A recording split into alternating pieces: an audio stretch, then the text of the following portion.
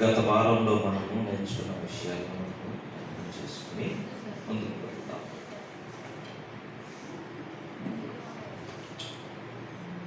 గత వారంలో మనం ప్రకటన గ్రంథము 3వ అధ్యాయం 19వ వచనాన్ని చదువుకుని, ఆయన తనను ప్రేమించు వారందరినీ గద్దించి శిక్షించుచున్నాడని చెప్పి, కనుక ఆసక్తి కలిగి మారు మనసు పొందాలని చెప్పి కూడా మనం నేర్చుకున్నాం.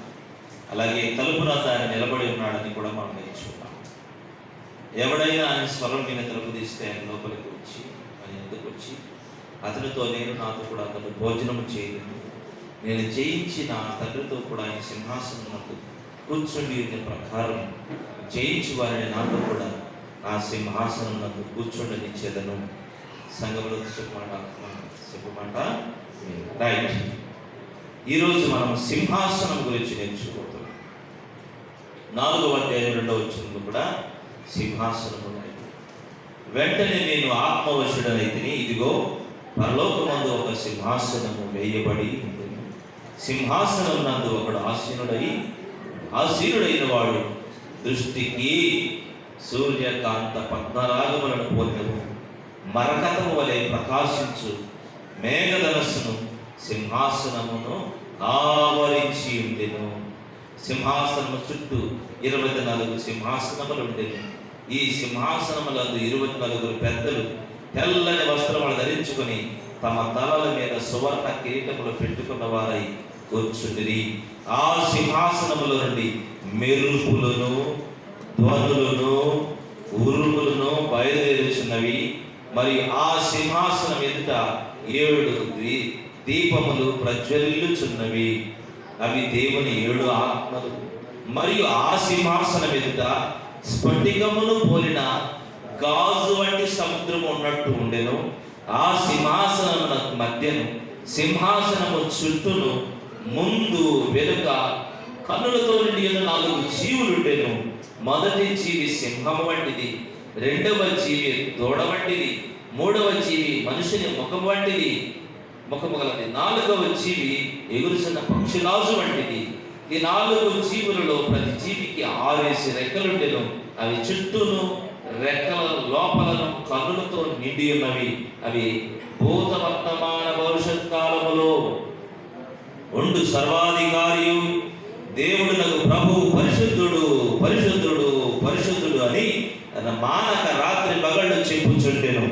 ఆ సింహాసనమునందు ఆసీనుడై ఉండి యుగ యుగములో జీవించుచున్న వానికి మహిమయు ఘనతయు కృతజ్ఞతా స్తుతులను కలుగునుగా. కానీ ఆ జీవులు కీర్తించుచుండగా ఆ 24 పెద్దలు సింహాసనమునందు ఆసీనుడై వారిని ఎదుట సాగిలపడి యుగ యుగములో జీవించుచున్న వారికి నమస్కారము చేయించు, ప్రభువా మా దేవా, నీవు సమస్తమును సృష్టించితివి, నీ చిత్తమును బట్టి అవి ఉండెను, దాన్ని బట్టియే సృష్టించబడను గనక నీవే మహిమ ఘనత ప్రభావములు పొందనర్హుడు అని చెప్పుచు తమ కిరీటములను ఆ సింహాసనం ఎదుట వేసిది.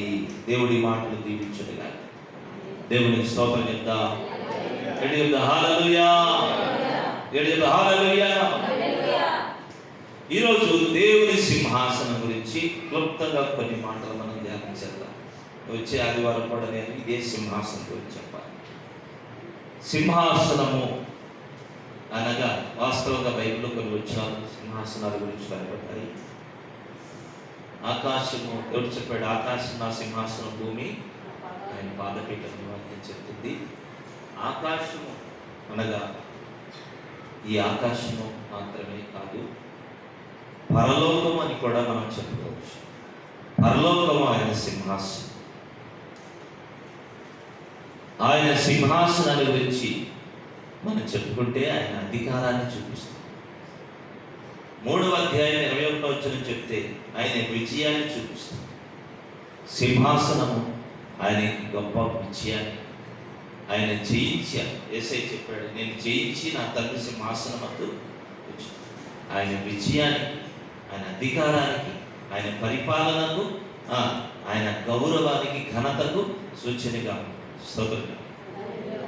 సింహాసనం ఏంటది? చెప్పాలి. ఏంటది? దేవుని సింహాసనము దేవుని యొక్క మహిమకు, ఘనతకు, గౌరవానికి, అధికారానికి, విజయానికి, ఆయన పరిపాలనకు సాదృశ్యంగా ఉన్నది. సింహాసనం అంటే పరలోకంలో ఇలాంటి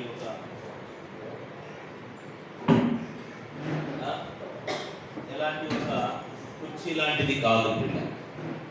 అది ఆయన ఘనత, గౌరవం, ఆయన అధిపతి, ఆయన అధికారం, ఆయన పరిపాలన విధానం, ఆయన యొక్క విజయాన్ని జయించి ఆయన అధికారం కలిగి ఆయన మహిమ, కీర్తి, ప్రభావాలు, స్తోత్రాలు పొందడానికి అర్హతను కలిగి, అది నీకులాగా, నాకులాగా, మనకులాగా కూర్చోడానికి కాళ్ళు, చేతులు, నడుము ఇవన్నీ ఉండేవి కనుకనే కూర్చుంటాం. వేసే మనకులాగా శరీరం లేదు కదా, కాళ్ళు, చేతులు, ముక్కు, నోరు కలిపి. సింహాసనం అంటే ఆయన గొప్పతనం. ఆయనను మనుషులు ఘనపరచవలసిన, దేవదూతులు, సృష్టి అంతా కూడా ఘనపరచు. 4 జీవులు ఉంటాయి. ఎన్ని జీవులు ఉంటాయి? ఈ 4 జీవులు మాకు ఒకటి ఎలాంటిది? సింహము అంటే. బైబిల్ చూడాలి, వినాలి, చదవాలి, వినాలి, చూడాలి, మనసు. సింహం వంటిదంటే దేవుడు సృష్టించిన జంతువులు అర్థం. తర్వాత దూడ వంటిది. ఎలాంటిదంటే ఇవి సాధువు జంతువులకు సంబంధించి. తర్వాత మనుషులకు సంబంధించింది. తర్వాత పక్షులకు సంబంధించి. అనుకోవచ్చు, ఈ లోకంలో ఉండే సర్వ సృష్టిలో ఉండే సమస్తము ఆయనను స్తుతించాలి. స్తోత్రం చెప్పండి. అంటే ఇవన్నీ అక్కడ ఉండేవి కాదు, ఆ జీవులతో పెట్టి నేను సాదృశ్యంగా చెప్తున్నాను, పోలిక. ఈ లోకంలో ఉండే జంతువులు, జీవరాశులన్నీ, మనుషులు అందరూ కూడా దేవుడు స్తుతించాలి. ఆయన రాయబడింది కదా చివరి వచనం, ఆయన సృష్టించాడు. ఏం సృష్టించాడు?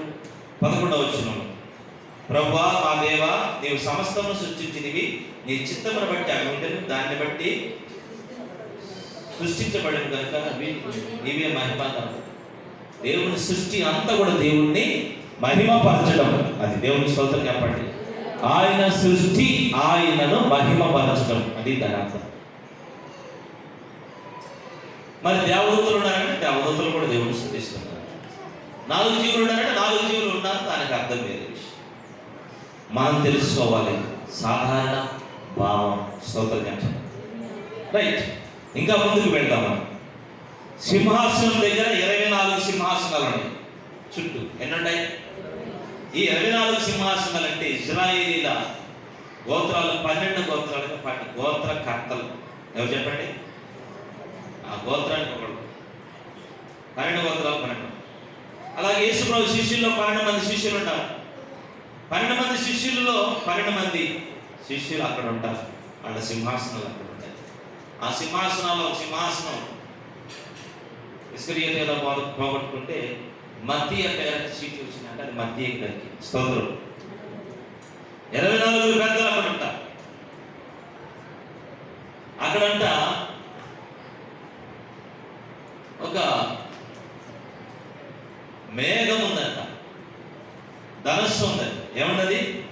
సింహాసనం చుట్టూ ఒక ధనస్సు ఉంది, ఆవరించి ఉందంట. 3వ వచనం, ఆసీనుడైన వాడు దృష్టికి సూర్యకాంత పద్మరాగమును పోలిన వాడు మరకతము వలె ప్రకాశించు మేఘ ధనస్సు సింహాసనము ఆవరించి. మరకతము వలె ప్రకాశించు ధనస్సు, ఇంద్రధనస్సు అంటాం కదా, అలాంటిది ఆయన సింహాసనం పైగా ఆవరించి. స్తోత్రం చెప్పండి. ఇది ఆయన మహిమను సూచిస్తుంది. దేవుని స్తోత్రం చెప్పండి. ఇలాగా ఇదంతా కూడా మనం చదువుకోవాలి, అర్థం చేసుకోవాలి. ఇందులో నుంచి ఆయన సింహాసనం వచ్చి పాత నిబంధనలో, కొత్త నిబంధనలో రాయబడిన కొన్ని వచనాలను చదివి నేను ఈరోజు మీకు వర్తమానాన్ని తెలియజేస్తాను. కొన్ని వచనాలను మనం చదువుకుందాం. దేవుని సింహాసనం గురించి 2వ దినవృత్తాంతాలు 18వ అధ్యాయం 18వ వచనంలో కొన్ని మాటలు మనం ధ్యానించాలి. తీయండి, 2వ దినవృత్తాంతాలు 18:18. మీకాయా అనే ప్రవక్త చెప్తున్నాడు, యెహోవా మాట వినండి. యెహోవా తన సింహాసనం మీద ఆసీనుడైయుండుట, పరలోక సైన్యం అంతయు ఆయన కుడివైపు ఎంత కుడి పక్కన ఎడమ పక్కన నిలబడి నేను చూచి తిని. చాలు. పరలోకములో సింహాసనాన్ని చూశాడు అతని మతన భక్తుడు ప్రవక్త మీకాయా. ఆ రోజుల్లో ఒక రాజుగారు ఉన్నాడు, ఇశ్రాయేలు రాజు, ఆహాబు రాజు. ఈ రాజుగారు యుద్ధానికి వెళ్ళడం దేవుని చిత్తమా కాదని అడిగాడు. అడిగినప్పుడు 200 మంది ప్రవక్తలు వచ్చి నువ్వు వెళితే గెలుస్తావు అని చెప్పారు. కానీ మీకాయా ప్రవక్త చెప్పాడు, నేను దేవుని దర్శనాన్ని చూశాను, సింహాసనాన్ని చూశాను.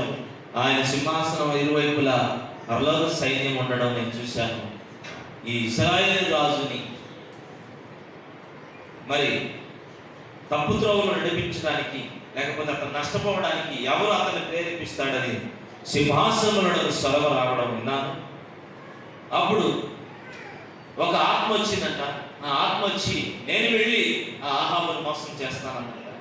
ఎలా మోసం చేస్తావంటే, అతడు నమ్మిన ప్రవక్తల నోట్లో అబద్ధముడు ఆత్మగా నేను ఉంటాను అని చెప్పిందంట.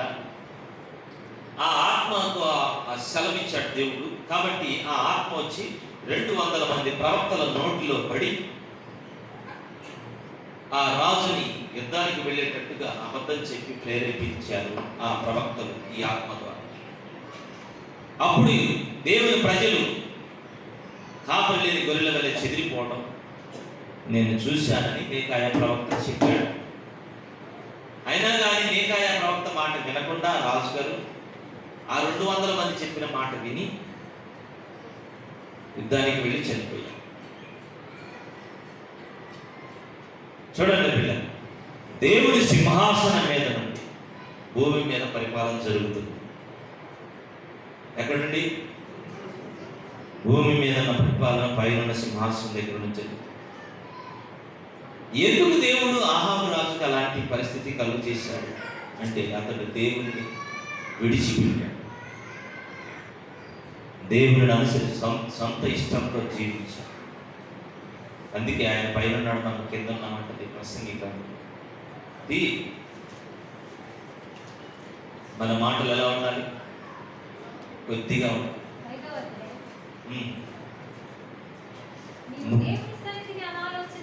మనము దేవుని సన్నిధిని అనాలోచనగా పలకవద్దు. ఎట్లా పడ్డగా మాట్లాడుకుంటూ నీ హృదయాన్ని తొందరపడనీయద్దు, నోటిని కాచుకో. దేవుడు ఆకాశమందున్నాడు, నువ్వు భూమి మీద ఉన్నావు. నీ మాటలు తక్కువగా ఉండాలి, ఆయన మాటలు ఎక్కువగా ఉండాలి. స్తోత్రం చెప్పండి. దేవుడు తన సింహాసనం మీద నుండి కింద కథ నడిపిస్తున్నాడు. నేను ఆడతానంటే కుదరదు, నా ఇష్టం వచ్చినట్టు నేను చేస్తానంటే కుదరదు. స్తోత్రం చెప్పండి. సింహాసనం మీద నుంచి ఆర్డర్ రావాలి, అది ఆయన పరిపాలనకు గుర్తు. స్తోత్రం చెప్పండి. ఏంటంటది? ఆయన పరిపాలనకు గుర్తు. 2వ కీర్తనల గ్రంథం 11:4 తొందరగా చదవండి. కీర్తనల గ్రంథం 11:4. యెహోవా తన పరిశుద్ధ ఆలయములో ఉన్నాడు. యెహోవా సింహాసనము ఆకాశమందుందంట. అదిగో కనులను కనులారా చూస్తున్నాడు. దేవుడు పరిశీలిస్తున్నాడు. యెహోవా నీతిమంతులను పరిశీలించును, దుష్టులను బలాత్కారాసక్తులను ఆయనకు అసహ్యులు. దుష్టుల మీద ఆయన ఉరులు కురిపించును, అగ్నిగంధకములు వడగాలియు వారికి పానీయ భాగమగును. యెహోవా నీతిమంతుడు, ఆయన నీతిని ప్రేమించువాడు. యథార్థవంతులు ఆయన ముఖ దర్శనం చేస్తారు. స్తోత్రం చెప్పండి. యథార్థవంతులు ఆయన ముఖ దర్శనం చేస్తారు, భక్తిహీనులు పాడైపోతారు. ఎందుకంటే ఆయన ఉరుగులు ఆయన అగ్ని పిడుగులు బాణాలు సంధించాడు. 3వ వచనం, పునాదులు పాడైపోగా నీతిమంతులు ఏం చేయగలరు? 2వ వచనం, దుష్టులు విలేక పెట్టారు. రైట్.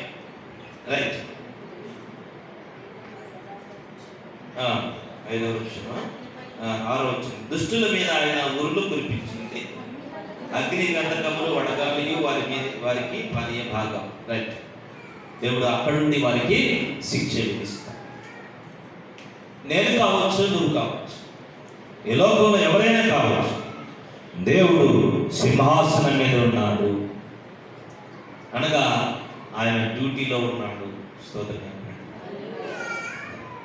ఆయన అధికారంలో ఉన్నాడు. నీ నడక జాగ్రత్తగా. ఆహాబు నడక దేవునికి విపరీతంగా ఉంది. కాబట్టి ఒక ఆత్మను ఆయన ఆజ్ఞాపించి ఆ ఆత్మ వచ్చి అతన్ని మోసగించి ఏమిటి ఆహాబు పరిస్థితి ఏమిటి?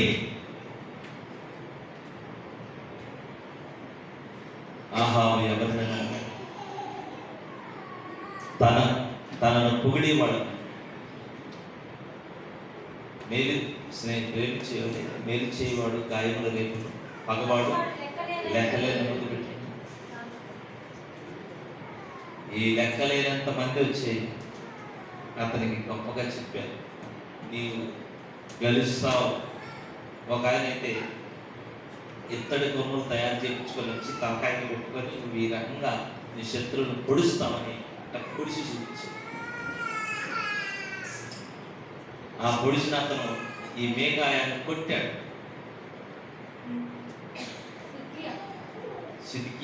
సిద్కి అనే వ్యక్తి ఈ మేఘాయ ప్రవక్తను కొట్టాడు. నువ్వు సింహాసనం మీద చూసి నిజంగా చూసావా? మరి నాలో ఉన్న ఆత్మ ఎడిపోయింది నీలోకి రావడానికి, నాకు చెప్పిన ఆత్మ నీకు చెప్పిందా? నాకు ఒక రకం చెప్పింది, నీకు ఒక రకం చెప్పిందా అని అన్నాడు, కొట్టాడు. అప్పుడు మేకాయ అన్నాడు, దాక్కోవడానికి నువ్వు పరిగెత్తా వచ్చావా? అప్పుడు తెలిసింది కానీ ఆ రాజు చచ్చిపోతాడు. ఏ రాజు? నువ్వు గెలుస్తాడన్న రాజు చచ్చిపోతాడు. ఆ రాజు చచ్చిపోయినాక వాళ్ళంతా నీ దగ్గర కూడా వస్తారు కొట్టేవాడు. అప్పుడు నువ్వేం చేస్తావు? అప్పుడు తెలిసింది ఆ ఆత్మ పోయిందిరా అని అన్నాడు. ఏమిదే నాకు ఏ దగ్గర పడింది అంటారు సార్. ఇదే స్తోత్రం. దేవుడు సింహాసనం మీద ఉన్నాడు. దేవుడు సింహాసనం మీద ఉన్నాడు. జాగ్రత్త. చూస్తున్నాడమ్మా చెల్లి, చూస్తున్నాడమ్మా నీవు చేసే పనులన్నీ చూస్తున్నాడమ్మా. అడుగుతాడమ్మా లెక్క, అడుగుతాడమ్మా తీర్పు రోజు నిన్ను లెక్క అడుగుతాడమ్మా. చూస్తున్నాడమ్మా చెల్లి, చూస్తున్నాడమ్మా తీర్పు రోజు నిన్ను లెక్క అడుగుతాడు.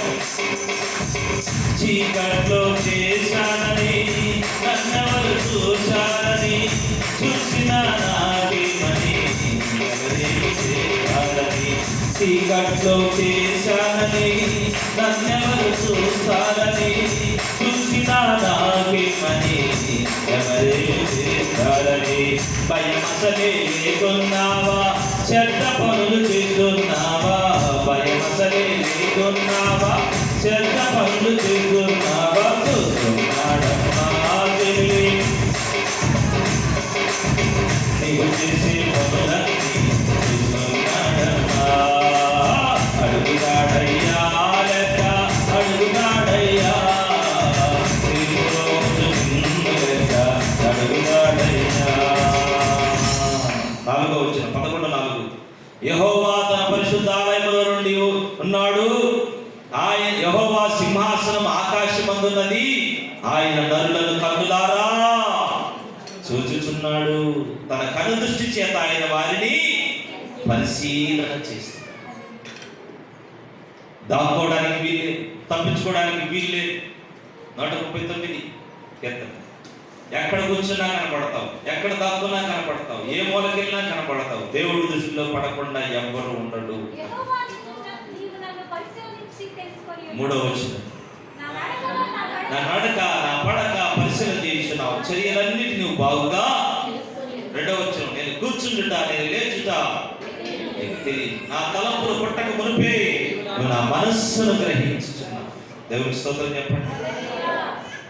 7వ వచనం, నీ ఆత్మయందు నేను ఎక్కడికి పోదును, నీ సన్నిధిలో నేను ఎక్కడికి పోదును, ఆకాశముకి ఎక్కినను అక్కడ ఉన్నావు, పాతాళంలో పట్టుకున్నాను అక్కడ కూడా ఉన్నావు, ఏగు రెక్కలు కట్టుకొని సముద్ర దిగంతముల్లో నివసించినను అక్కడ కూడా నీ చేయను. దేవుని స్తోత్రం. ఎక్కడ దాక్కుంటావు? నువ్వెక్కడ దాక్కున్నా దేవుడు తీసుకొస్తావు. దేవుని స్తోత్రం చెప్పండి. హల్లెలూయా. మొన్న ఇజ్రాయేలీలు ఒకరిని చంపారు. ఆడెక్కడ సొరంగాల్లో దాక్కున్నాడు. అక్కడ సొరంగాలు తోముకొని సొరంగాల్లో దాక్కున్నాడు. సొరంగాలు దాక్కుంటే అక్కడ కూడా సీసీ కెమెరా పెట్టి పట్టుకొని చంపేసి మనుషులే అలాగ దాక్కున్నాడు పట్టుకుంటే దేవుని ఎదుట నువ్వు దాగగలవా? ఈ సహోదరి యువతి కాలం దేవునితో మాట్లాడుతున్నాడు. దేవుడు నిన్ను సింహాసనం నుండి చూస్తున్నాడు. ఆయనకి అంతా కనపడింది. దేవునికి కనపడేది ఏమి కూడా లేదు. గుర్తుపెట్టుకో. దేవుని స్తోత్రం చెప్పండి. ఒకవేళ నువ్వు సర్దుకొని ఆయన సన్నిధికి వస్తే ఆయన నిన్ను క్షమించగలరు. ఆయన దృష్టికి కనబడని సృష్టం ఏది కూడా చాలు. హెబ్రీ పత్రికలోకి వెళ్దాం. హెబ్రీ పత్రిక 8వ అధ్యాయం 1వ వచనం చదువుదాం. మేము వివరించుచున్న సంగతులలో సారాంశం ఏంటంటే, మనకు అట్టి ప్రధాన యాజకుడు ఒకడు ఉన్నాడు. ఆయన పరిశుద్ధాలయమునకు అనగా మనుషుడు కాక ప్రభువే స్థాపించిన నిజమైన గుడారమునకు పరిచారకుడై ఉండి పరలోకమందు మహామహుని సింహాసనం యొక్క కుడిపార్శ్వన ఆసీనుడై ఉన్నాడు. దేవుని స్తోత్రం చెప్పండి. అది ఆయన ప్రధాన యాజకుడుగా ఉన్నాడు. అందరూ చెప్పండి, ఎలా ఉన్నాడు? అందరూ చెప్పాలి, ఎలా ఉన్నాడు ఆయన? యాజకుడు పనేంటో తెలుసా మీకు? ప్రధాన యాజకుడి పనేంటో తెలుసా? ఎవడైనా అపరాధం చేసి, పాపం చేసి, దోషం చేసి, తప్పు చేసి ఆయన పాదాల చెంతకు వచ్చినప్పుడు ఒక గొర్రె పిల్లనో ఒక పావురం పిల్లనో గోధుమ పిండినో తీసుకొచ్చినప్పుడు వారి పాపములను పరిహారం చేయడానికి ఆ గొర్రె పిల్లను బలిపెట్టె మీద బలిగా అర్పించి దేవుని ఆ గొర్రె పిల్ల రక్తమును పరిశుద్ధ మరి స్థలంలో ఉన్నటువంటి ఆ యొక్క పరికరముల మీద, ఆ యొక్క వస్తువుల సామాగ్రి మీద చల్లి దేవుని శాంతింపచేసి ఆ పాపికి క్షమాపణ కలుగు చేయమని దేవునికి విజ్ఞాపన చేయవాడు యాజకుడు. స్తోత్రం చెప్పండి. ఈయన ప్రధాన యాజకుడు. ఎవరైనా ఈ ప్రధాన యాజకుడు పరిశుద్ధ ఆలయంలోనే కాదు, అతి పరిశుద్ధ స్థలంలోని కూడా వెళ్ళి ఆ దేవునికి ప్రార్థన విజ్ఞాపన చేయవాడై ఉన్నాడు. దేవునికి స్తోత్రం చెప్పండి. యేసు ప్రభువు తెరలోపల ప్రవేశించాడంట 10వ అధ్యాయంలో 19వ వచనం. సహోదరులారా,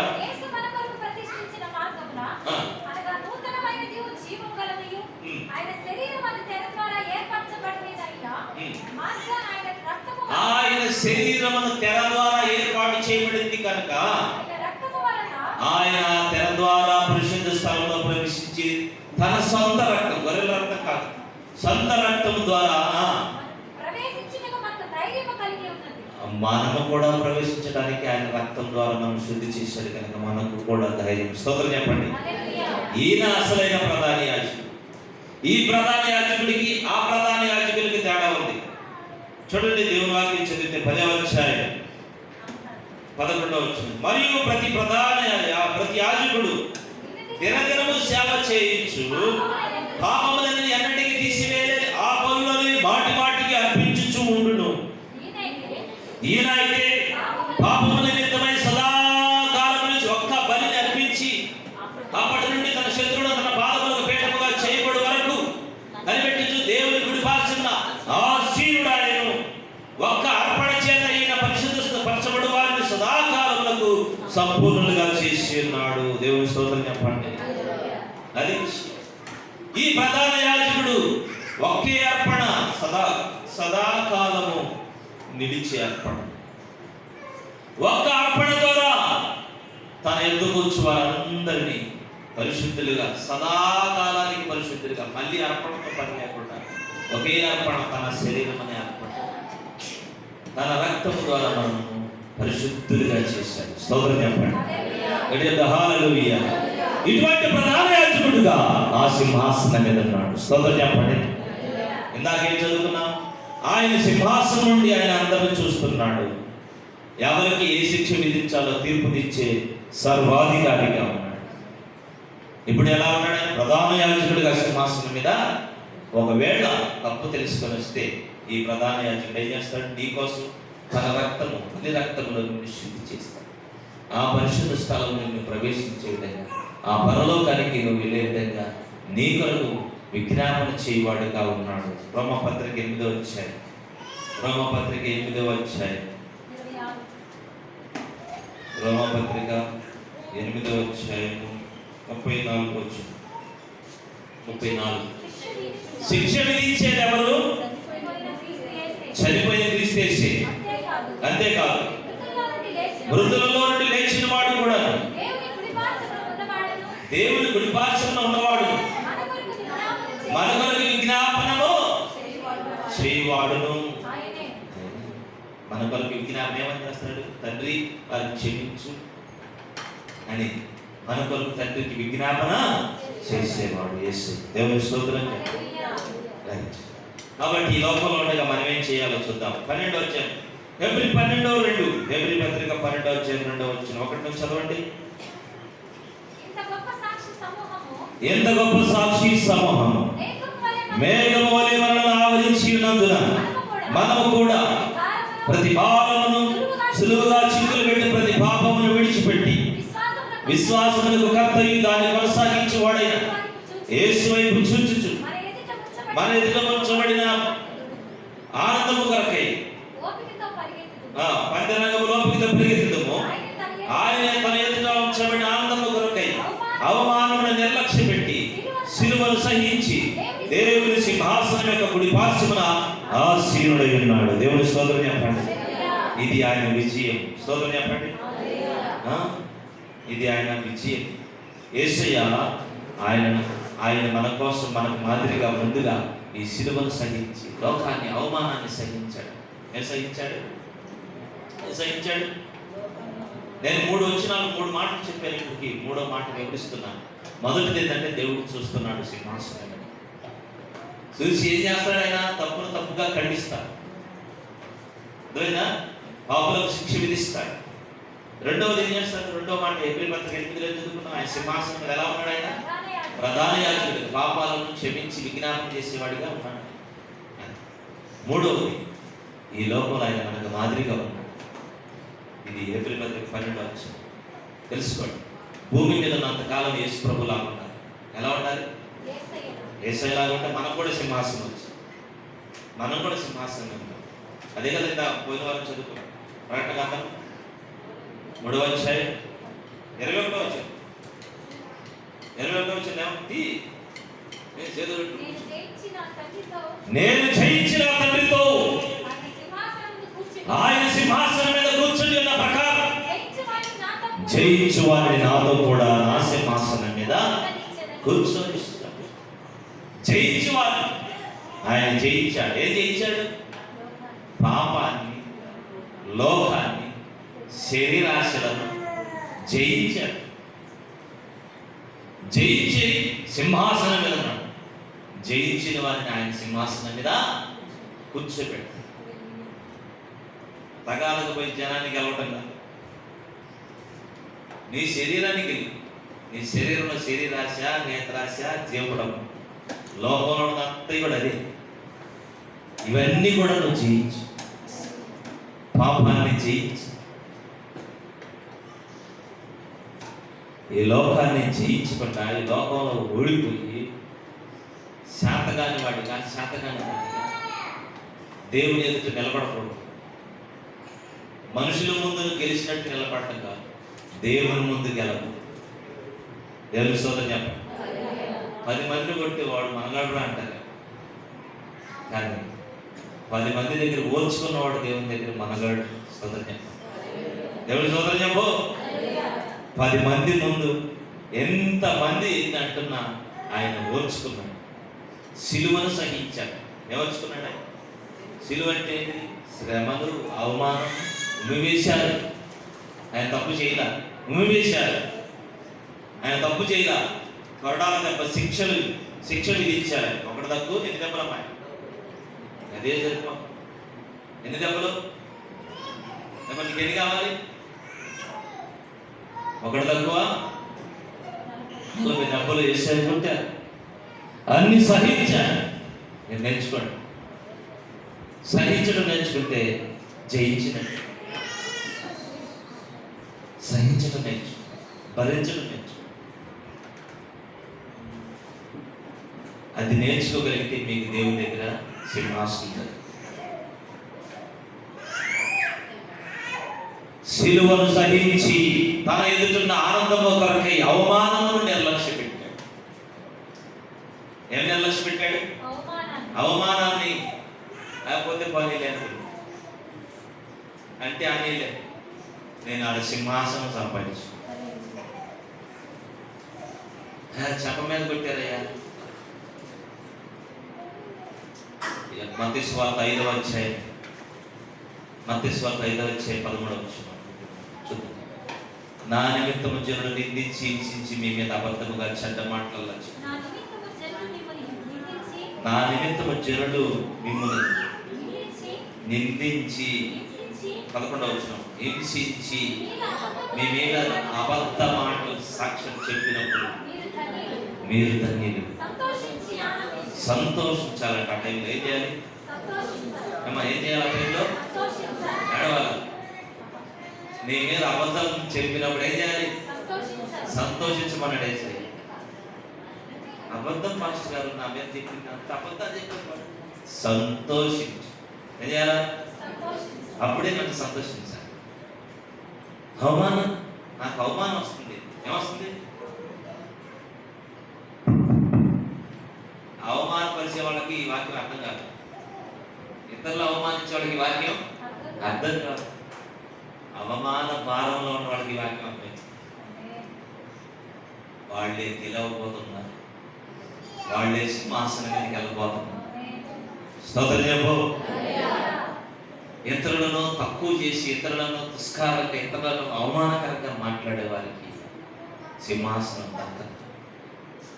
మనల్ని ఎవరు ఎన్ని మాటలు అంటున్నా ఆయన కోసం కుడి చెంప మీద కొడితే ఎడమ చెంప కూడా చూపించమని చెప్పిన మాట కోసం, హింసించు వారి కొరకు ప్రార్థన చేయండి అని చెప్పిన వాక్యం కోసం, నా నిమిత్తం జనులు నిందించి హింసించి అబద్ధముగా చెడ్డ మాటలు మీ మీద చెప్పినప్పుడు మీరు సంతోషంగా ఆనందంగా గంతులేమని చెప్పిన మాట కోసం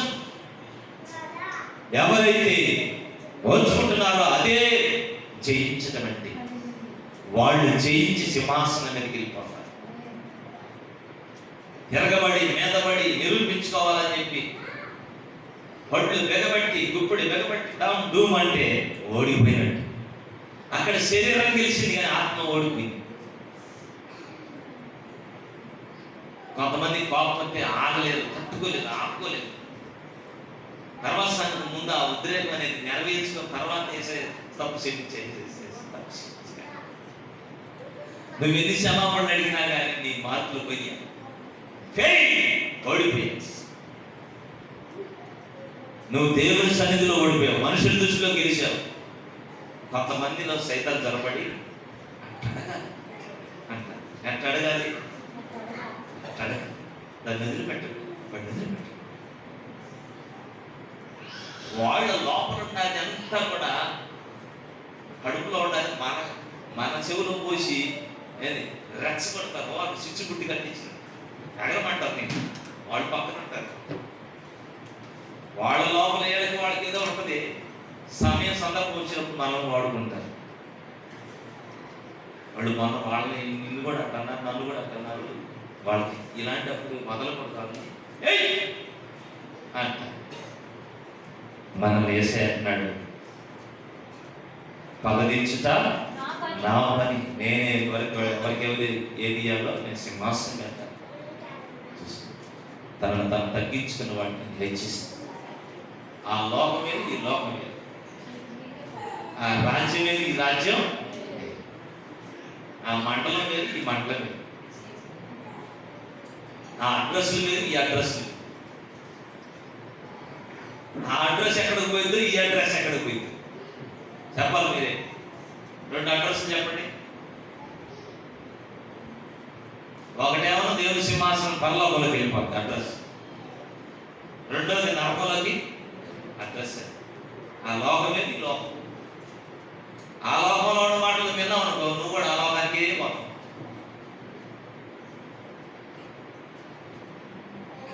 ఏ లోకంలో ఉండవు? ఏ లోకంలో ఉన్నారు మీరంతా? అర్థమవుతుందా వాక్యం? తగాదాడే లోకంలో ఉండవా? ఏసైలాగా సిలువకి ఎక్కినా పర్లేదు, ఓర్చుకునే లోకంలో ఉండవు. అర్థమవుతుందా? దేవుని కొరకు మౌనం వహించు. నీ పక్క మాట్లాడే లాయర్ ఆయన పైన ఉన్నాడు. నీ పక్కన వాదించేవాడు ఆయన సింహాసనం. ఉత్తరవాది ఎవరటైనా ఆయన ఉన్నాడు. చూడండి, యోహాను రాసిన మొదటి పత్రిక 2వ అధ్యాయం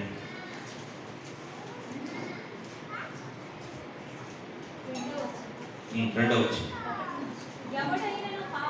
ఎవడైనను పాపము చేసిన యెడల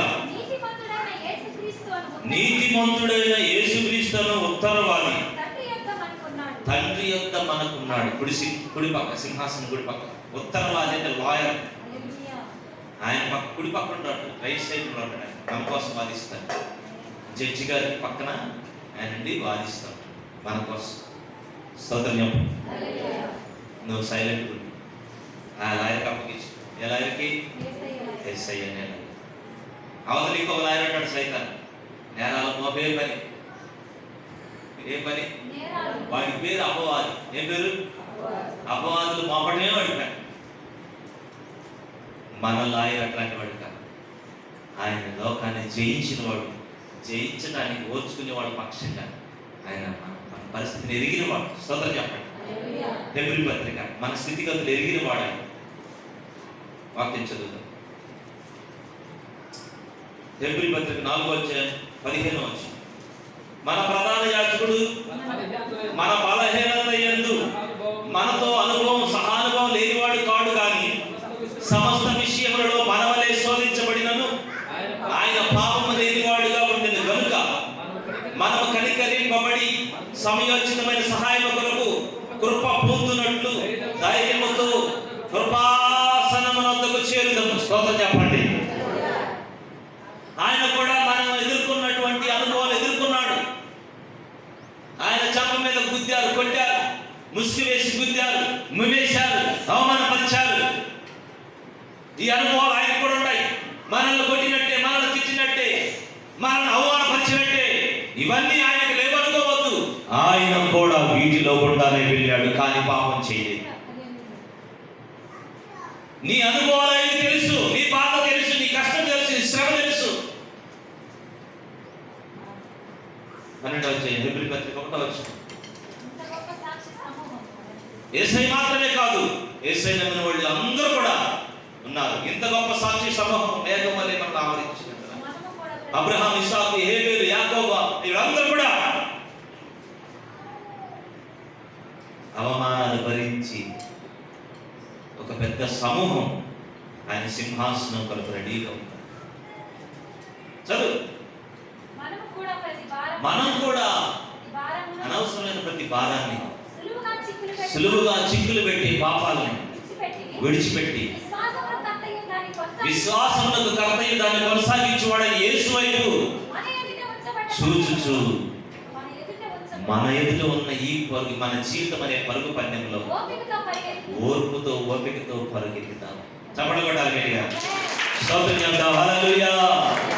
మన ఎదుట పరుగు పందెం అంటే మన జీవితం, నీ జీవితానికి ఇది నీ పరుగు పందెం. పక్కనోడు పరిగెత్తుతూ నువ్వు గెలవు. మా భార్య పరిగెత్తుతుంది కంటే, మా భర్త పరిగెత్తుతుంటే బాబు, నువ్వు గెలవాలంటే నువ్వే పరిగెత్తు, నువ్వు ఓర్చుకో, నువ్వు సహించుకో. ఏగు భక్తి ఏగుదే, ఏగు భార్య భక్తి ఏగు భార్య. స్తోత్రం. కాబట్టి నీ ఎదుట పరుగు పందెం, నీకున్నటువంటి ఛాలెంజ్లో నువ్వు నెగ్గాలి. స్తోత్రం చెప్పండి.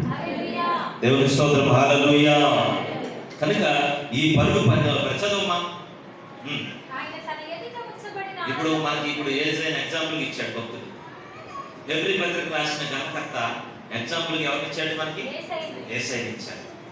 యేసయ్య గురించి చెప్తున్నాడు. చెప్పు. ఆయన తన ఎదుట ఉన్న ఆనందము కొరకై అవమానమును నిర్లక్ష్య పెట్టి సిలువను కూడా సహించి ఎక్కి కూర్చున్నాడు. పోయి స్తోత్రం చెప్పండి. హల్లెలూయా. పరిగెత్తే వాళ్ళకి ముందు ఒక జెండా పెడతారు, లేకపోతే ఒక గీత గీస్తారు. ఆ గీత దాకా పరిగెత్తమని. యేసయ్య సింహాసనం చూశాడు. ఏం చూశాడు? తన ఎదుటనున్న సింహాసనం చూసి అది నేను కొట్టాలి, ఆ సింహాసనం నేను కొట్టాలి అంటే నేను దాన్ని ఎక్కాలి, ఆ సింహాసనం మీద నేను ఎక్కాలి అనుకున్నప్పుడు మధ్యలో సైతానుడు అవమానం తీసుకొచ్చాడు. ఏం తీసుకొచ్చాడు? మామూలు అవమానం. ఏ చేతులతో పూలు చల్లారో అదే చేతితో రాళ్ళు వేసి ఏసైనా ఒక దొంగను పట్టుకున్నట్టు పట్టుకొని సంఖ్యలు విధించి కొట్టి ఉమ్మి వేసి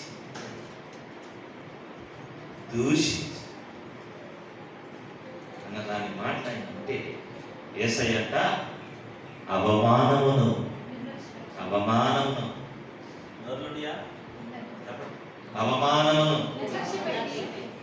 కూడా అవమానం నిర్లక్ష్య పెట్టడం అంటే ఏంటో తెలుసా? అయినా పర్వాలేదు, నేను అది పొందుకోవడం కోసం దీన్ని ఉంచుకుంటాను. నువ్వు దేవుడి కుమారుడు దిగిరా. మనమైతే చేస్తాం నిరూపించుకోవడానికి ప్రయత్నమైనా చేస్తాం. ఆయన అవమానమును నిర్లక్ష్య పెట్టి సిలువను సహించి మూడో దినాన్ని తిరిగి లేచి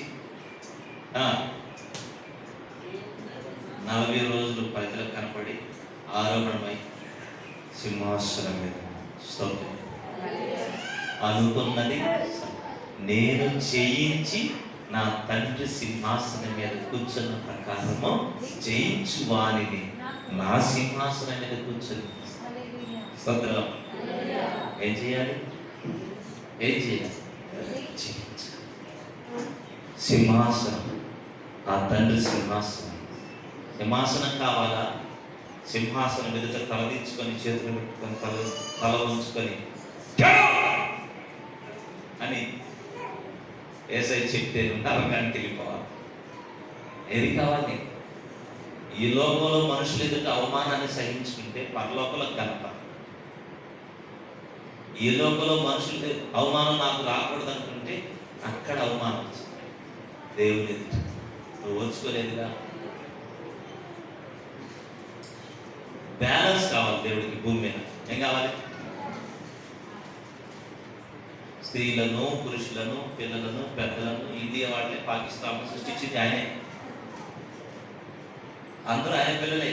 కాబట్టి అందరూ సమాధానంగా కాముగా ఉండాలి. ఎవడు బతుకుడు బతకమంటుంటాడు. నువ్వు అనవసరంగా సైలెంట్గా ఉన్నటువంటి వైలెన్స్ చేస్తే అందుకే ఆయన అంటాడు, ఏడు సహించుకుంటే అందరు సమాధానం ఉంటే నేను అక్కడ పర్లోకి వస్తాను. నేను చేసిన సృష్టిని మీరే పాడు చేస్తే అట్లా.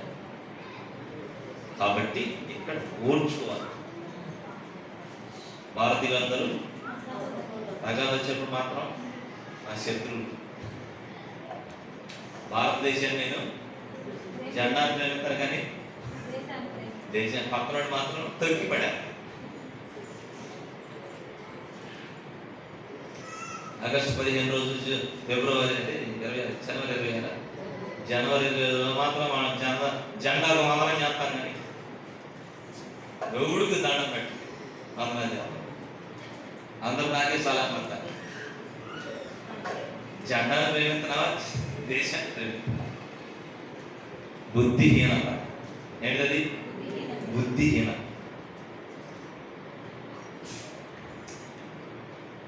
చిన్నప్పుడు నేర్చుకున్నదే కరెక్ట్, పెద్ద అయినాక నువ్వు చేసేది కరెక్ట్ కాదు. అందుకే యేసుప్రభు వారు అంటాడు మత్తయి సువార్త 18:1, మత్తయి సువార్త 18:1 ఆయన యేసుప్రభు శిష్యులు వచ్చి ప్రభు పరలోకం ఉండేది ఎవరు, ఎవడు గొప్పవాడు అవుతాడు అక్కడ అని ఆయన ఒక చిన్న బిడ్డను తన ఎదుగు తీసుకొని వారి మధ్యలో నిలబెట్టి ఎలాగ అన్నాడు, మీరు మార్పు నొంది బిడ్డల వంటి వారైతేనే కానీ అసలు అక్కడికి పోవడం కుదరదు. మీకు తనను తాను తగ్గించుకుని వాడు మీలో ఎవరైనా వాళ్ళు యేసుప్రభు శిష్యులు అడిగారు, అమ్మా యేసుప్రభు శిష్యులు ఏమడిగారంటే పరలోక రాజ్యంలో అయ్యా ఎవడు గొప్పవాడని అడిగారు. యేసుప్రభు వాళ్ళ మధ్యలో ఒక చిన్నపిల్లడిని తీసుకుని ఎట్లాగా వాళ్ళ ఎదుట నిలబెట్టి చిన్న పిల్లల వలె ఎలాగా ఇలాంటి మనసు కలిగిన తనను తాను తగ్గించుకున్నవాడు పరలోకాన్ని, అక్కడ వాడు గొప్పవాడు. భూమి మీద తగ్గించుకోవాలి. ఏం చేయాలి? కూర్చోండి,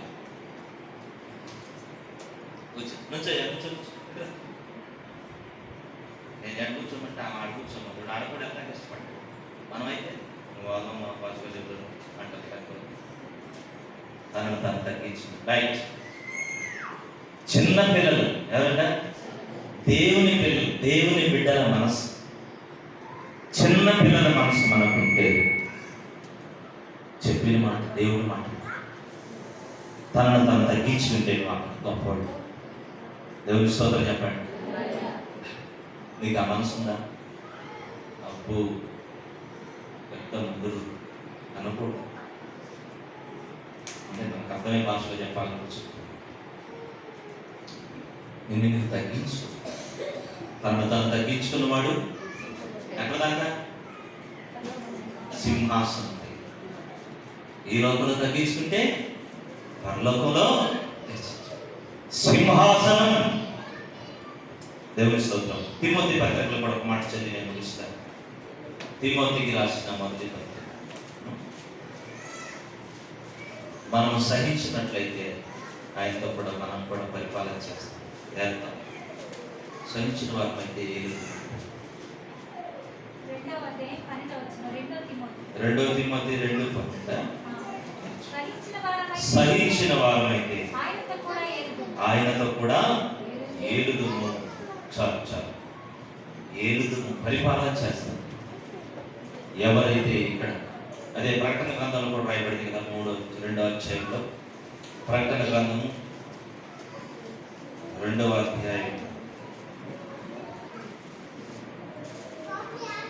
27వ వచనం, చేయించుచు చదవాలి అందరూ, చేయించుచు అంతము వరకు నా క్రియలను జాగ్రత్తగా చేయి వారికి జనుల మీద అధికారం ఇచ్చేదను.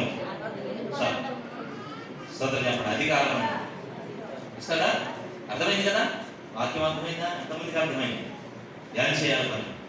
ఆయన క్రియలను మనం జాగ్రత్తగా చేయాలి, సహించుకోవాలి, ఓర్చుకోవాలి. అట్టి వాక్యం దేవుడు మనకు దయచేయాలి. అటువంటి సింహాసనం మీద ఉండే అవకాశం దేవుడు మనకిచ్చాడు. దాన్ని మనం ఉపయోగించుకొని ప్రభు కోసం చూపిద్దాం. ప్రార్థన చేసుకుందాం. అందరూ తల వంచండి, కళ్ళు మూసుకునండి. ప్రకటన గ్రంథం 4వ అధ్యాయం సింహాసనాన్ని గురించి మనం ఈరోజు నేర్చుకుంటూ ఆయన సింహాసనం గురించి 3 మాటలు నేర్చుకున్నాం. ఆయన సింహాసనం మీద ఉన్నాడు, ఆయన చూస్తున్నాడు. నీ జీవితాన్ని చూస్తున్నాడు. కళ్ళు మూసుకోవాలి. నీ జీవితాన్ని చూస్తున్నాడు. నీ నడక, నీ పడక, నువ్వు కూర్చోవడం, నువ్వు లేవడం అంతా గమనిస్తున్నాడు. నువ్వు సరిగ్గా జీవించినట్లయితే నువ్వు దేవుడి సన్నిధిలో ఉంటావు. లేనట్లయితే ఆయన నీకు ఈ లోకంలోనే శిక్ష విధిస్తాడు. అంతేకాదు పరలోకంలో ఉండే అవకాశాన్ని కూడా తీసివేస్తాడు. ప్రార్థన చేసుకోవాలి. మోకాళ్ళు నేలకు తాకాలి, హృదయం పరలోకాన్ని తాకాలి. మోకాళ్ళు నేలకు తాకాలి, హృదయాన్ని పరలోకానికి తాకాలి. ప్రార్థన చేసుకోవాలి. యేసయ్యా, నీకు దేవుడు నిన్ను ప్రేరేపిస్తున్నప్పుడు మోకరించడం మంచిది. మోకరించడం స్తోత్రం, స్తోత్రం, స్తోత్రం, స్తోత్రం. ఆయన ఎదుట మనం సరెండర్ అయిపోవాలి. గమనించారు. మనుషుల ఎదుట ఆయనను ఒప్పుకుంటే పరలోకంలో దూతల ఎదుట తండ్రి ఎదుట వేసి మనల్ని ఒప్పుకుంటారు. మన మనుషుల ఎదుట ఆయనను కాదంటే రేపు ఆయన మనల్ని కాదంటాడు. నామానికి వందనాలు స్తోత్రాలు. నీ పరిశుద్ధ నామానికి కృతజ్ఞత వందనాలు చెల్లిస్తున్నాను. నీ పరిశుద్ధ నామానికి వందనాలు స్తోత్రాలు చెల్లిస్తున్నాను. నువ్వు సింహాసనశీనుడై ఉన్నావు, మేమంతా నీ ఎదుటున్నాము. నువ్వు ఆకాశం అందున్నావు, మేము కింద ఉన్నాము. మా మాటలు కొద్దిగా ఉంటాయి. మేము కూడా నీ క్రియలను జాగ్రత్తగా చేయాలి. భయభక్తులు కలిగి తగ్గించుకుంటే హెచ్చిస్తామని చెప్పి నీ మాటలు గ్రహించుకున్న బిడ్డలను దర్శించు. వాక్యానికి విధేయులై జీవించే భాగ్యం దయచేయు. మహిమ ఘనత ప్రభావాన్ని గౌరవించుకుంటూ క్రీస్తు నామమున అడిగి వేడుకొనుచున్నాము తండ్రి. ఆమేన్. హల్లెలూయా.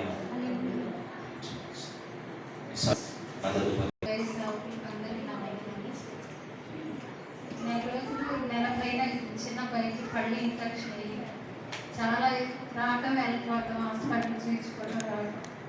మేమైతే ఫీజు కట్టాం పోయిన నెలలో. ఈ నెలంతా నెల పైన అబ్బాయి పళ్ళన్నీ ఇన్ఫెక్షన్ అయ్యి చాలా ఇబ్బంది పడతా తినలేని పరిస్థితి, పళ్ళు పుట్టి వేసి. ఇట్లా ఉన్నప్పుడు నేను ప్రభు ప్రార్థన చేశాను. ప్రభు ఎందుకు ఈ అబ్బాయికి అప్పుడు 10th ఉన్నప్పుడు కూడా అట్లానే ప్రభు కాలేజీకి వెళ్ళడానికి సహాయం చేద్దాము, ఆ పళ్ళని ఇన్ఫెక్షన్ తగ్గించమని ప్రార్థన చేశాను. దైవ సేవకులు ప్రార్థన చేశాడు. నేను కాలేజీకి వెళ్ళాడు, ప్రభు స్వస్థపరిచాడు. అట్లానే పెద్ద అబ్బాయి కూడా జ్వరం వచ్చి హాస్టల్లోనే ఉన్నాడు. తనైతే ఇంటికి రాకుండా ప్రార్థన చేసుకుంటాను, అట్లా చదువుకుంటా ఉన్నాడు. నేను ప్రార్థన చేశాను, ప్రభు బిడ్డకి ఏం కాకుండా స్వస్థపరిచాడు. గేదెకి కూడా ముక్కుగా ఒకసారి గేదెకి కూడా ఈని వారం రోజులు జ్వరం వచ్చి పాలు ఇవ్వకుండా తంతా నేను వేసి రక్తం వేసి ప్రార్థన చేశాను. అలాంటి పరిస్థితుల్లో కూడా దేవుడు నన్ను బలపరుస్తా మీటింగ్స్ ద్వారా ప్రభు మాట్లాడి వీటన్నిటిలో కూడా దేవుడు నాకు తోడుగా ఉన్నాడు. నేను విడిచిపెట్టినని ప్రభు ఎంతగానో మాట్లాడి ఆయన బలపరుస్తూ వచ్చారు. ఈ సాక్ష్యాన్ని బట్టి ప్రభువుకు మహిమ కలుగుగాక. మీ అందరికీ దేవుని స్తోత్రం. దేవుని గారికి నా వందనాలు. నా పేరు కబళి. సాక్ష్యం ఏమనగా హక్కు నొప్పితో నేను చాలా బాధపడుతున్నాను.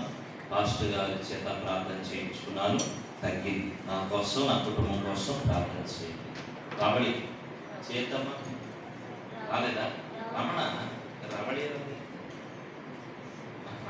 అన్నా ఇది రైట్ అమ్మ జరిగిపోయినది. దేవుడికి స్తోత్రం చెప్పండి. గుడ్, మంచిది. రాజలక్ష్మి ఇక్కడికి అమ్మ అమ్మ వచ్చిందా?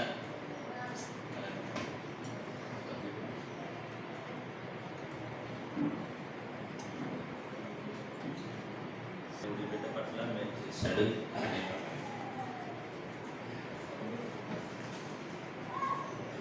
సాక్ష్యం చదువుతున్నాను. ఇక్కడ రాసింది నేను చదువుతున్నాను, తర్వాత నుంచి.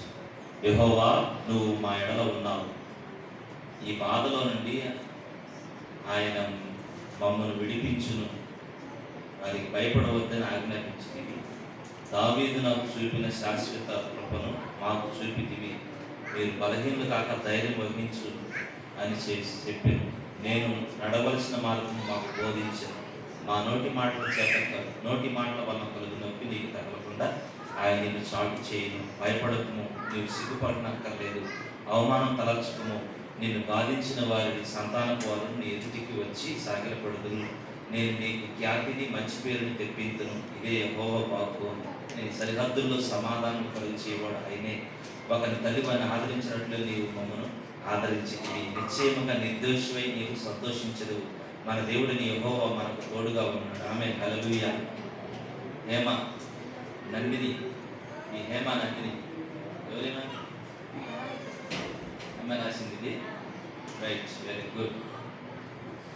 మా ఈ సాక్ష్యం ఎంతమంది సమక్షంలో చెప్తున్నందుకు ఎంతో సంతోషంగా ఉంది. పాస్టర్ గారికి మా ఒక్క వందనాలు. ఈ మా సమక్షంలో తప్పుగా రాసి ఉంటే నన్ను క్షమించి మేము చేసాం తప్పుకు. దేవుడు మేము చేయని తప్పుకు మా మీద నిందారోపణలు మేము ఎదురైనా తప్పుగా మాట్లాడి ఉంటే నన్ను క్షమించాం. నిన్నట్టు చెప్పు. ఎవరు? ఏం జరిగిందంటే నిన్న విఠల హాస్పిటల్లో మన ప్రాంతానికి వచ్చేవాళ్ళే కాకపోతే వాళ్ళ ఇంట్లో బంగారం కొలిసిపోయి కనపడకపోతే ఆ టైంలో అక్క వెళ్ళొస్తే ఆ అక్కని అనుకున్నా తీసింది అనుకొని కొంచెం ఇబ్బందికరంగానే మాట్లాడారు. చాలా అవమానకరం. 10 మందిలో రోడ్డు మీద తన మెడలో ఉన్న గొలుసు తీసుకొని నా గొలుసు ఇచ్చినప్పుడు ఇది ఇస్తానని చెప్పి ఎవరు పెద్ద మనుషులు గ్రామస్తులు ఎవరు కూడా ఒక్కడ కూడా అక్క పక్కన మాట్లాడారు. తను కూడా ఏమనలేదు తీసుకుంటే ఆ అవమానాన్ని భరించుకుని ఇంటికి వెళ్ళి ఏడ్చుకుని ప్రార్థన చేసింది. వాళ్ళ అమ్మగారు కూడా ఎంతో ప్రార్థన చేసి ఏడ్చి నేను కూడా వెళ్ళి ప్రార్థన చేసి ఏం చేసేది లేదు, మౌనంగా ఉన్నాను. రోడ్డు మీద అలా చేసినందుకు నాకే కోపం వచ్చింది. కానీ తనైతే ప్రార్థన చేసి దేవుడి దయ వలన వాళ్ళ వస్తువు వాళ్ళకి మళ్ళా తీసుకెళ్ళిన వెంటనే దొరికి వాళ్ళకి దొరికి వాళ్ళు వెంటనే ఫోన్ చేసి చెప్పారు, మా వస్తువు మాకు దొరికింది. మిమ్మల్ని ఎలాగైతే మేము 10 మందిలో అవమానించామో ఆ 10 మందిలోనే మీ వస్తువు మీకు ఇస్తామని చెప్పి తీసుకొచ్చి తెచ్చి అదే 10 మందిలో మెడలో వేశారు. అది ఆమెకి గౌరవం కనుక దేవుడు చేసిన మేలు. ఇక్కడ వీళ్ళ దేవుని పిల్లలు గుర్తుపెట్టుకోవాలి కొన్ని విషయాలు. ఒకటి ఏంటంటే మనం దేవుణ్ణి నమ్మిన తర్వాత మనం తప్పు చేయకూడదు. రెండవది నిందపడినప్పుడు నిందపడినప్పుడు యేసు ప్రభువులా సహించాలి, తిరుగుబాటు చేయాలి. దేవుడే మనకి గౌరవాన్ని ఇస్తాడు. ఇంకొకటి మన వస్తువు పోయినప్పుడు మన వస్తువు పోయినప్పుడు తొందరపడి ఇతరుల మీద మనం నింద మోపకూడదు. ఏం పడకూడదు? తొందరపడి ఇతరుల మీద నింద మోపి వాటిని అవమానపరచకూడదు. అనుమానాలు వస్తాయి, నింద మోపకూడదు, వాళ్ళని అవమానపరచకూడదు. ఒకవేళ అనుమానించినా తప్పులేదు, కానీ అవమానపరచు. అనుమానం లేదు, అవమానించు. తర్వాత మనం అలాంటి పరిస్థితుల్లో ఉన్నప్పుడు ఖచ్చితంగా నిదానం ఉండాలి. ఏముండాలి? అతిగా తొందరపడితే అనర్థాలు మనకు గురవు. మళ్ళీ ఆ అవమానాన్ని తిరిగి మన ముఖానికి వస్తుంది. అవమానపడితే మనం అవమానపరచు.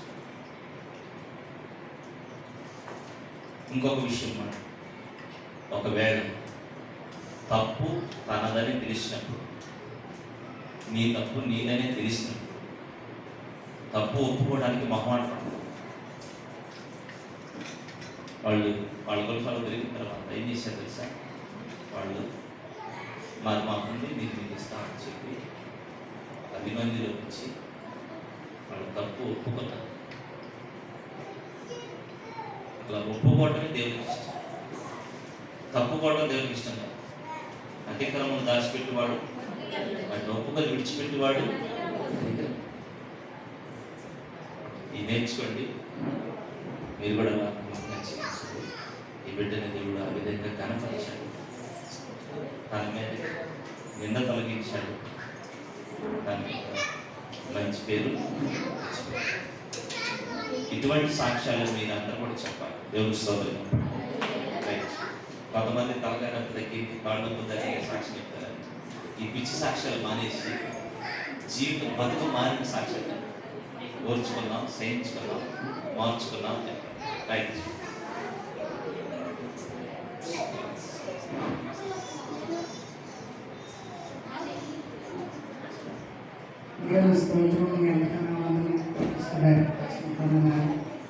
సాక్ష్యం మా అబ్బాయికి పురుగు ఉంటుంది, పెద్దడికి. నాకు ఇంటికి వచ్చి దాకా తెలియదు. వీళ్ళందరూ చిన్నగా మాట్లాడుకున్నారు. నాకేం అట్లా, నా శివుడు అసలు అట్లా, నాకు శివుడు వచ్చింది. నేనేంది గుణమాలు నడుపుతున్నారని ఏందమ్మా అంటే నేను తెలియదన్న నాకేం తెలియదమ్మంటే చిరంజీవి పురుగు ముట్టుకుందన్న నాకు కంగారు ఉంది ఎట్టుంటో ఏమైందో భయంగా ఉంది నిజంగానే చిత్తం అయితే నా బిడ్డ స్పష్టపరచు ఐశ్వర్యంతో పాటు తీసి తండ్రి నేను ప్రార్థన చేస్తాను తండ్రి స్వస్థతండ్రి ఏం కాదు జిందకాయించిన దేవుడు దీవించిన మా పెద్ద కోళ్ళ కూడా 3 నెలల నుంచి జ్వరం తండ్రి ఆ బిడ్డలో స్వస్థపరచమని ప్రార్థన చేస్తాను తండ్రి స్వస్థపరిచిన బాగా దేవుడు సాక్షి దీవించింది స్తోత్రం హల్లెలూయా. దేవుడు ఆ బిడ్డని విషసర్పం కలిసినా కూడా ఏం కాకుండా చక్కగా దేవుడు కాపాడాడు. ఆ కుటుంబానికి చేసిన మేలు బట్టి దేవుడికి స్తోత్రం చెప్తాడు. హల్లెలూయా. దేవుడు చేసిన మేలు దేవునికి మహిమ. ఇంకా ఎవరైనా అలాంటి పరిస్థితులు ఉంటే మీరు కూడా నమ్మండి, దేవుడు మీకు మేలు చేస్తాడు. ప్రార్థన అందరు లేచి నిలబడినట్టే కాను సమర్పించుకుంటాం. తర్వాత ఆఖరి ప్రార్థనతో మా ప్రేమలో తండ్రి పరిశుద్ధ నామానికి వందనాలు స్తోత్రాలు. ఇంతవరకు ఆరాధన తోడుగా నడిపించినందుకు వందనాలు. నీ నామానికి మహిమ తెచ్చుకోండి. వాటిలో తోడుగా ఉన్నందుకు వందనాలు. అలాగే వాక్యం కీర్తన వాక్యంలో ఆరాధనలో తోడుగా ఉన్నందుకు సింహాసనం గురించి మాకు ధ్యానించడానికి సహాయం చేసినందుకు గ్రహించిన వారి జీవితాలను వెలిగించమని, అలాగే సాక్షిని బిడ్డలను బట్టి వందనాలు నీ సేవకు సమర్పించిన అర్పణలకు వందనాలు అయినా. అలాగే ఇప్పుడు నీ సంధిలో ప్రతి బిడ్డను దీవించు, రోగులను స్వస్థపరచండి, బలహీనలను మీరు బాగు చేయండి. రకరకాల పరిస్థితుల్లో ఉన్న బిడ్డలను ఆదరించి వారి అక్కర్లు మేలు చేయమని ప్రార్థన చేస్తుంది. అయ్యా గాలి చిన్న పిచ్చుగా వచ్చండి, ఆ బిడ్డకు ఉన్నటువంటి బలహీనత ఆరోగ్యం చూపించి గాయపడితో అనారోగ్యంతో బాధపడుతుంది. నీ గాయపడిన హస్తంతో ఆ బిడ్డని మీరు తాకమని స్వస్థపరచమని ప్రార్థన చేస్తుంది. అద్భుతం చేయన. అలాగే వారం దినాలకు జరుగుతున్న ఈ సంఘ కార్యక్రమాలన్నీ క్రమంగా మర్యాదగా జరిగించి కొందరు దూర ప్రాంత పనులకి వెళ్ళారు. ఆ బిడ్డలు కూడా కాపాడి దీవించారు. తోడుగా ఉండమని ప్రార్థన చేస్తుంది. మీ నామానికి మహిమ తెచ్చుకోవాలి. యేసు నామంలో అడిగి ప్రార్థన చేసి వేడుకుంటున్నాం తండ్రి. ఆమేన్. మన తండ్రి అయిన దేవుని ప్రేమ, ప్రభువైన యేసయ్య కృప, పరిశుద్ధాత్మ దేవుని సన్నిధిస్తున్నాం మనందరికీ తోడే నడిపించును కాక. ఆమేన్. స్తోత్రం. అందరికీ వందనాలు.